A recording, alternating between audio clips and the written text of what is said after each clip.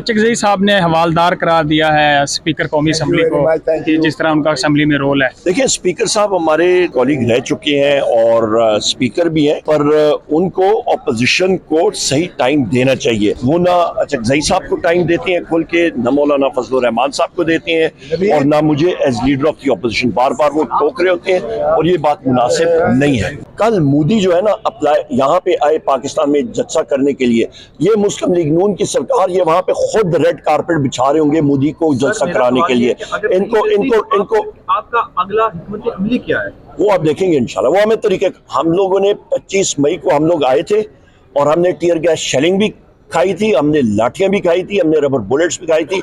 इस्लामाबाद हम लोग पहुंचे, वो तरीक़ाकार हमें बहुत, वो हम सारों से ज्यादा सियासी वर्कर हैं, उनको मालूम है कि क्या चीज़ कैसे करनी है और वो इंशाल्लाह हम करेंगे। देखिए जी, हम लोगों ने अवाम की वोटों से आए हैं और अवाम ने हमें भरपूर बगैर कैंपेन, सिर्फ वज़ीर आज़म इमरान खान का नाम चला है। हमारे पास निशान, किसी के पास बैंगन, किसी के पास रेड़ी, किसी के पास कचालू, किसी के पास छुरी, किसी के पास कैंची, मुख्तलिफ निशानों पे हम लोग आए। अवाम ने हमें वोट दी है, ये अवाम का मैंडेट है। सियासी हिकमत अमली जिस वक्त टाइम होता है उस वक्त इंसान सियासी हिकमत अमली करता है, पहले नहीं करता। और आज इंशाल्लाह वकला का कन्वेंशन भी है यहाँ पे इस्लामाबाद में, हमें मिलना चाहिए। नवाज शरीफ, शहबाज शरीफ मिलते थे 45 लोगों के साथ, वहाँ पे खाने बूफे चल रहे होते थे। किसी भी पॉलिटिकल लीडर से पूछ लें जो जाकर उनसे मिलते थे।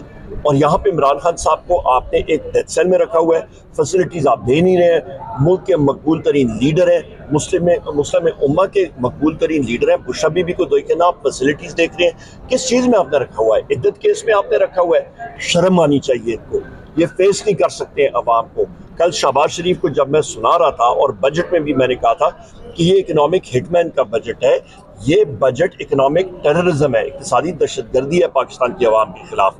पाकिस्तान तहरीक इंसाफ के वक्त पे बिजली की कीमत 17 रुपए यूनिट, आज 85 रुपए यूनिट, नोट कर लें 100 रुपए यूनिट तजावज करेगी और लोगों की कमर इन्होंने तोड़ के रख दी है। महंगाई अरूज पे जाएगी, लोग बिलबिला उठे हैं, इनको अपने जहाज़ों पे सफ़र करने से फुर्सत नहीं मिल रही है।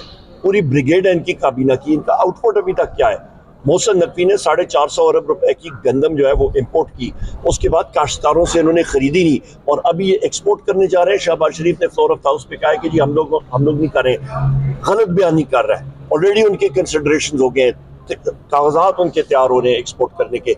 चीनी एक्सपोर्ट कर रहे हैं, चावल इधर से स्मगल होके जा रहा है।